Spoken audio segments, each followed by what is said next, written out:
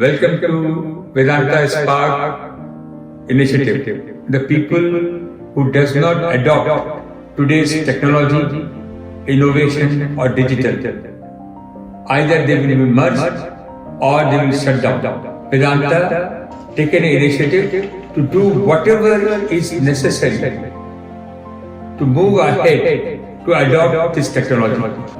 It will be a win-win situation where we can make our company more efficient, more technology driven. At the same time, you will grow. Thank you for joining Change I Am Possible, which is India's first future tech podcast. And it's a pleasure and honor to have Mr. Anand Lakshmivaran, who's a digital transformation leader who's got several years of industry experience and earlier has been part of various global multinationals such as GE, Siemens, and Wipro. Currently, he is the Group Chief Digital Officer at Vedanta Limited, one of the largest mining oil and gas company from India. And they have recently launched Vedanta Spark, an initiative to partner with early stage, growth stage, and venture stage frontier tech startups to ignite innovation and join hands with Vedanta in shaping our tomorrow. And it's a pleasure and honor to have you on the show. We are in a stage, current stage of time in human history, where all the emerging technologies which were in a nascent stage is converging together. There is, you no longer can say, oh, there is artificial intelligence, machine learning, or augmented reality, virtual reality, mixed reality. All of these somehow 5G, everything is converging, and it's laying the future frameworks for industry automation. Possibly it's transforming, it's got the potential to transform each and every business verticals. And somehow, because of COVID, now there's like a larger lens on future technology. So how has COVID impacted Vedanta, and how important do you think digital transformation of frontier technologies is going to be, from here onwards? No, when I reflect on this, Eddie, if I look at the last 12 months and, with the pandemic setting in, if I look at it in two dimensions, right? So obviously we've got the corporate side at Vedanta, where the, mid and senior management operate from. And then, of course, we have plant locations, people in the field who are obviously delivering our production and production volumes, right? Pre-COVID, I would say that while we had collaboration tools like Microsoft Teams and Zoom and all of the other tools that are available out there, I don't think the organization was using it that effectively. So in some sense, COVID, I think, has helped catalyze adoption of some of these tools because of the constraints of the lockdown and some of the other things that happened, we've had to use tech to our advantage to continue business operations, right? So that's really, if you look at the corporate side, and I can give you, the statistics around the usage of some of these tools. They have actually ballooned, I would say, 20x, 30x, pre-COVID to during COVID time, because, people had to get onto these platforms. The good thing, of course, Eddie, is that people have also gone through a learning curve, right, in terms of adoption, in terms of usage of these tools. And, and post-COVID, that's sort of coming to our benefit. And there is that realization within the organization that you don't need to be physically present with your colleagues to accomplish things. You can be anywhere and you can sort of get your objectives delivered as a team. On the plant side, right, and in most of our businesses, both on the mining side and the oil and gas side, we've had automation for a long time now, right? The basic industrial automation, process control, they have been in place. In the last 3-4 years, of course, we've been focusing on building intelligence on top of that automation, which again came to rescue during the COVID times, because you had less people, but same sort of output to deliver. So intelligent automation, decision enabling tools actually came to the rescue, where people could accomplish almost the same output as the pre-COVID times with less people. So if you really look at it from an impact perspective, from a business impact perspective, I think most of our businesses delivered to commitments even during the COVID times, and a lot of it has, I think, been made possible because of the underlying tech and automation that we've had. You rightfully pointed out that COVID somehow has been a catalyst for all of these emerging technologies. Some have been predicting that in the next 5 years, 40% or more of the traditional functioning or legacy companies are going to get disrupted or going to get bankrupted for not adopting or not leveraging digital transformation. How important it is for a company to have a roadmap or implementation or leveraging future technologies for the road ahead? No, I think absolutely, and I sort of echo what you said in terms of sustenance of organizations, and which ones would really sustain and succeed, and the ones obviously which are at the forefront of adopting digital technologies are the ones I think that are going to be ending up succeeding. Today, digital is not an isolated conversation, Eddie. I think most business strategies integrate what digital technologies can deliver in the form of business opportunities. It could be, for an industrial company like us, I would sort of break it down into maybe three large, opportunities. One, technologies like advanced process control and automation combined with artificial intelligence that can deliver higher throughput and higher volume. Then there are technologies or a combination of technologies that can optimize cost, whether it is in our logistics and supply chain area, it could be energy consumption, it could be a number of other areas where you bring in efficiencies because of automation, the technologies that you can deploy. Now, the third dimension, and extremely important one, is all the enabling functions. For example, for an industrial company like us, the social license to operate is an extremely important aspect. Health, safety, environment, and sustainability, and innovation and technology being deployed there is extremely critical. So, to your question, I think for a manufacturing organization or industrial organization like us, it's extremely important to have a roadmap of initiatives, transformation programs that can deliver on these three key objectives, volume, cost, and then the enabling, safety, health, environment, and other areas that enable businesses.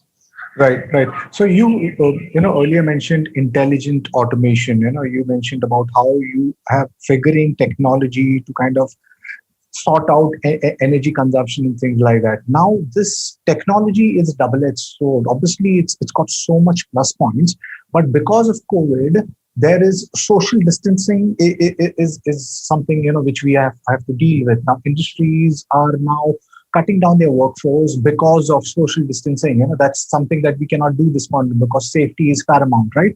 Now, with social distancing leads to automation. Now, it's like a kind of vicious circle, and that leads to laying off more and more people.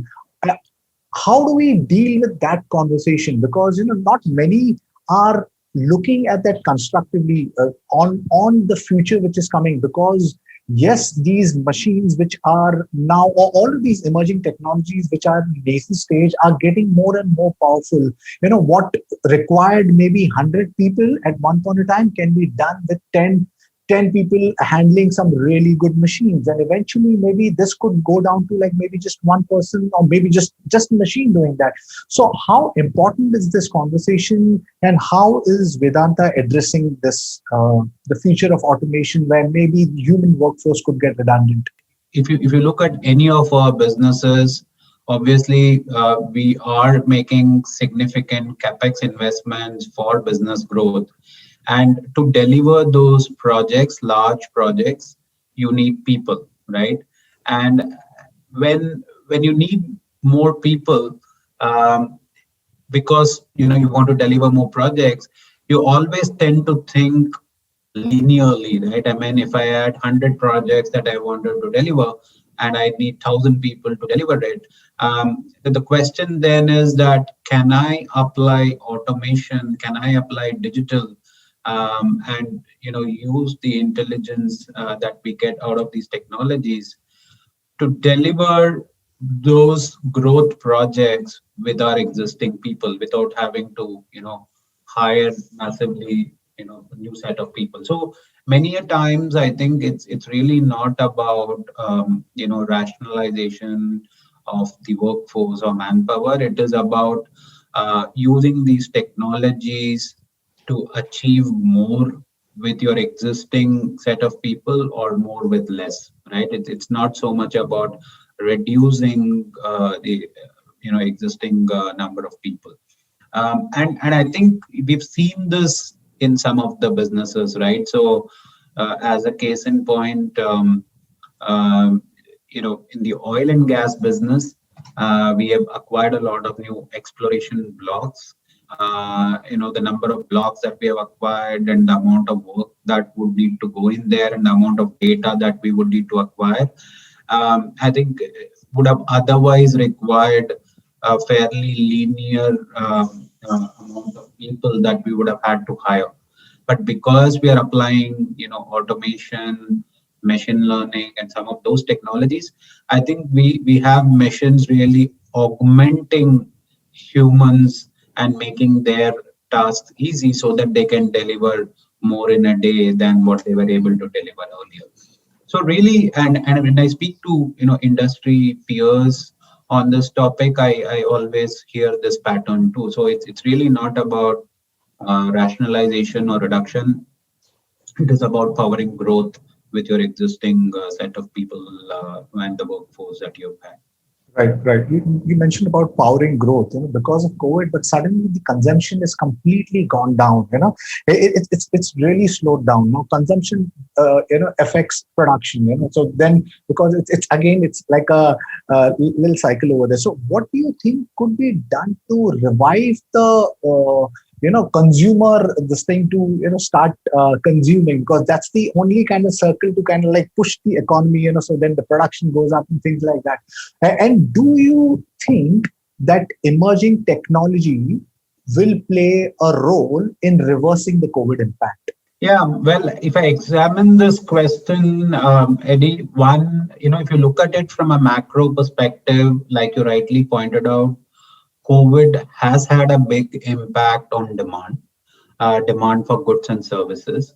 And, as we read and as we hear, we're really talking about a V-shaped recovery, which is essentially primarily driven by pent-up demand, right?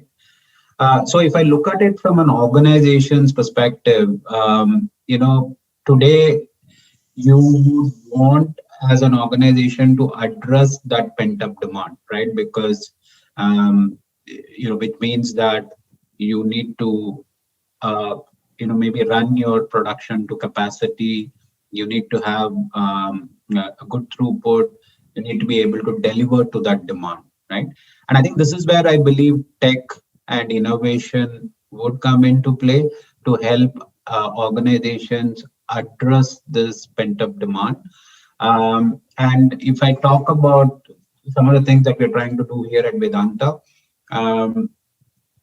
today within the core manufacturing processes, there are technologies that are available, that combines advanced process control, which is essentially non-linear optimization of your processes, with artificial intelligence and machine learning that can help you, reduce process upsets, reduction of downtime of your equipment, and deliver higher volume and higher throughputs, which then, of course, finally addresses the demand in the market for those goods and services, right? So really, I do think that the economy is now, obviously, the investment climate and the economy is improving. And then organizations are applying tech and innovation to address that new set of demand that most of these organizations are seeing. Recently, you have started Vedanta Spark. Could you talk about the initiative and what was the reason for setting up Vedanta Spark? Sure, Eddie. So Vedanta Spark, is a global open innovation program. I would say 7-8 months back, when we were, in a group executive committee meeting, we were sort of discussing how Vedanta has been leveraging startup innovation within our businesses. And if I look at the last 2-3 years, we have worked with a lot of startups across our businesses. But somewhere around July, August last year, we made this decision that we want to bring in startup innovation at scale within Vedanta. We felt that there are a lot of niche innovators globally and in country who can come solve problems for us or show us possibilities within our businesses that we have not thought about before. So really around October end is when we launched Vedanta Spark. It's a global open innovation program where we are inviting global and Indian startups to come work with us. To date, we have had about 1,200 registrations from global and Indian startups who have sort of come forward and submitted their applications and wanting to work with us. And Eddie, the way we sort of planned this is we have categorized about 75 innovation challenges across 16 different business opportunity themes, varying from asset optimization, operational excellence, sustainability, health, safety, and environment, even community initiatives and CSR, something around our capital projects. How do we digitalize our capital projects? So it's essentially looking at our business in different dimensions and looking to see how we can apply startup innovation and deep tech innovation within each of these business opportunities areas. As we speak, I think we're already working with about 20 to 25 startups across our businesses. But with this program and the number of startup registrations that we've got here, I think we will certainly be able to scale out deploying some of this innovation within Vedanta. With 1,200 registration, that's really, really cool. So tell me, to the ones who are listening, if they are a startup entrepreneur, if they want to register, what's the process and what's the incentive? What does the startup get from the program? No, absolutely. So I think when we launched this, Eddie, what we said was we really are talking about what we call a PPP model, which is essentially a pilot, project, and partnership. What that means is, in terms of the stages, we expect that the startup who applies is able to pilot and co-create an opportunity with us and show a proof of value. And then if that is successful, we could probably scale them out and do a Vedanta-wide project with them. And if that's successful, then we could even potentially look at a joint partnership to take that offering to the external market, right? That's really the stages that we are seeing. Having said that, we do believe that there are mature startups that are out there where we could directly either do a Vedanta-wide project with them or even potentially look at partnership with them on a joint go-to-market to an external, industrial player or other customer base. In terms of what we are offering to startups here, so one, obviously, the scale of Vedanta, where startups can come work with us and deliver a pilot. I think so for some of the early stage startups, I think it's a great opportunity to work with this brand, work with the people here in sort of co-solving problems that are there. So that's really a big thing. And if I look back, Eddie, some of the past few years, I've seen that startups and deep tech companies have a lot of tech background, But I think if it's combined with the business domain knowledge that the Vedanta workforce have, I think the offering then improves significantly, which is then again benefiting the startup that they can take to other customers. Now, finally, obviously, from a funding perspective, we have communicated an intent to spend about 100 crores. And then, like I said, within the PPP model, it's not always necessary that we will have to really start with a pilot. I mean, if there is a really good, mature startup out there that would like to partner with us and take the offering to an external entity and leverage Vedanta's scale and domain knowledge to do that, I think that's certainly on the cards, and that's an opportunity as well. Yeah, so I think these are the 3-4 things that I think we are offering startups, and we've seen huge excitement, with the registration that we have had and some of the other engagements that we have had with the startup community in the country and globally. My interaction with the community who are fronting exponential technologies, there are some serious innovators and entrepreneurs who are pushing the boundaries and trying to create stuff which borders on the line of what some might term impossible. And that's the reason I do the podcast, because technology is going in such an awesome space that I guess in the next couple of years, what's going to come is going to get magical. And these startup entrepreneurs have the potential to build technologies and tools which can redefine tomorrow. You have also partnered with Forge Accelerator. So could you talk about the partnership with Forge Accelerator? Sure, yeah. So Forge, one of the things that they had done before, we sort of contracted them and the partnership here for Vedanta Spark. I think they've been part of a national movement working with the Ministry of Defense to bring in startup tech into the the public sector companies and the companies that operate in the defense space. And this was largely I would say initiated and led by the Ministry of Defense. And interestingly, Eddie, we are sort of continuing to have this conversation, but last year Vedanta and Kane pretty much led development of the national roadmap for the Ministry of Petroleum and Natural Gas, essentially working on a roadmap for the E&P industry, the exploration and production industry in the country.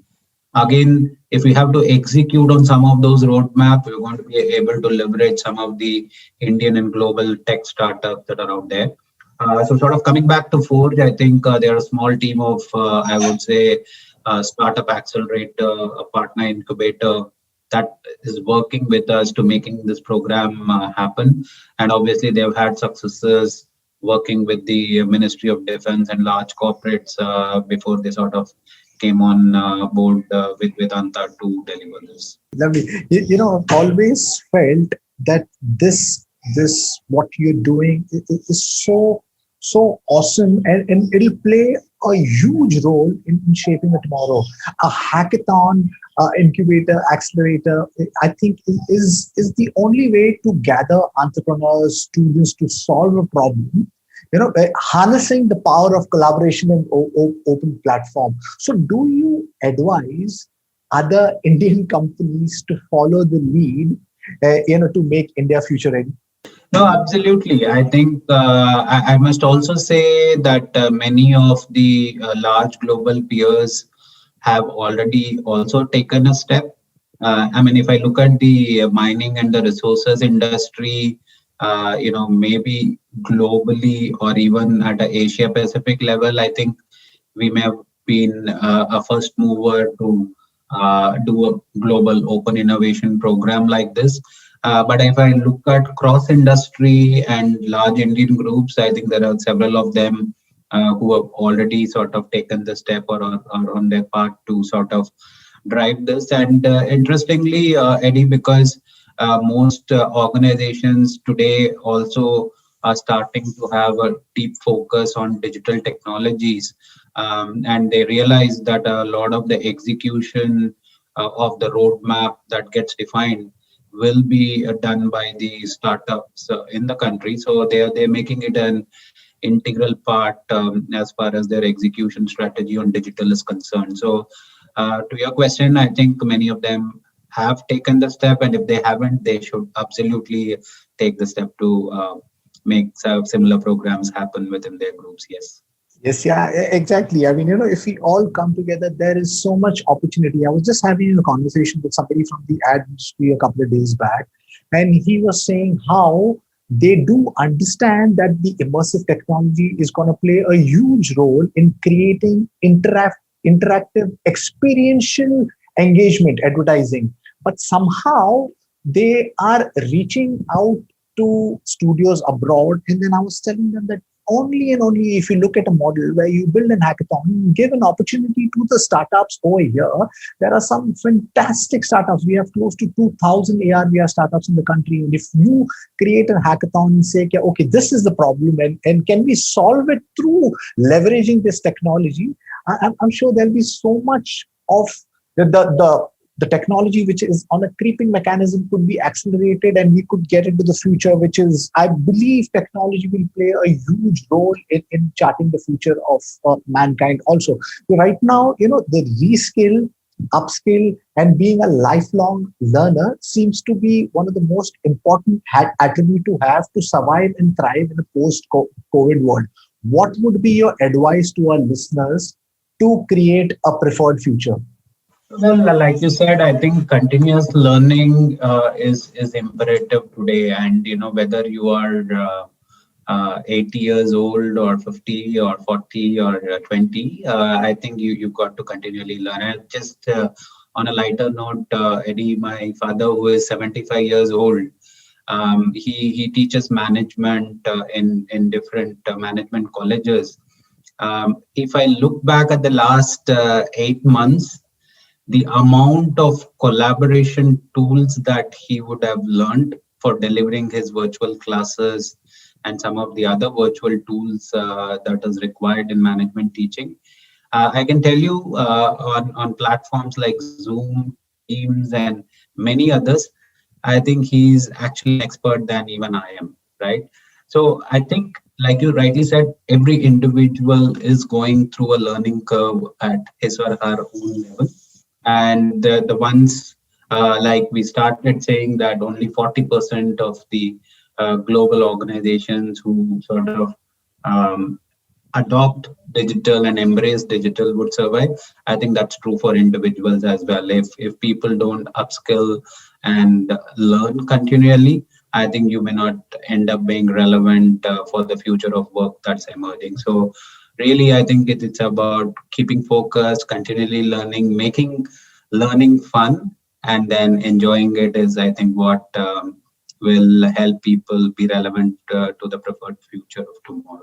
Thank you, Anand. It was a pleasure and honor to talk to you and get your insight. You mentioned your father, who's 75-year-old, is constantly reskilling and upskilling himself. So age, I believe, is never, the problem. It's the desire and intent. Today, we have knowledge available out there on the net, which is completely free. We are getting into a world where education is being democratized as we speak, with technologies such as massive open online courses and so much which is out there. The only thing which is stopping one, I think, is the desire and intent. Today, if you have started this program, so my listeners who could be sitting in a rural part of India and who's got a desire and intent can reach out to like-minded people and find a solution and play the huge role in creating the future roadmap of India. So I am excited for that world, and that's the reason I do this podcast.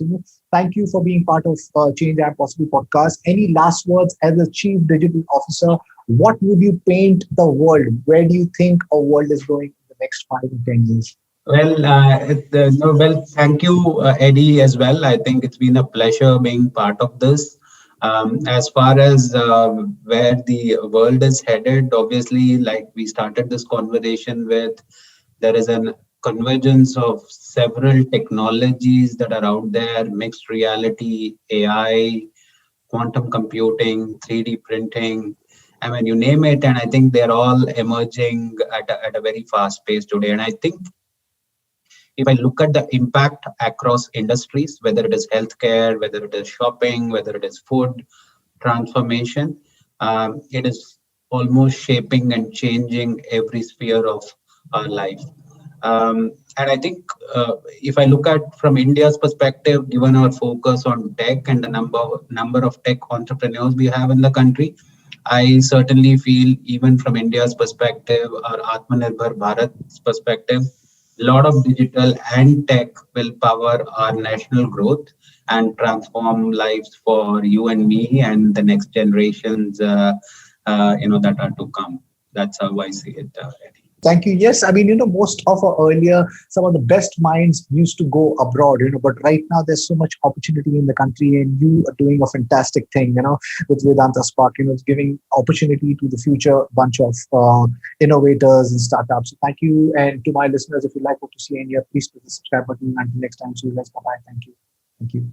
Thank you. Thank you, Eddie.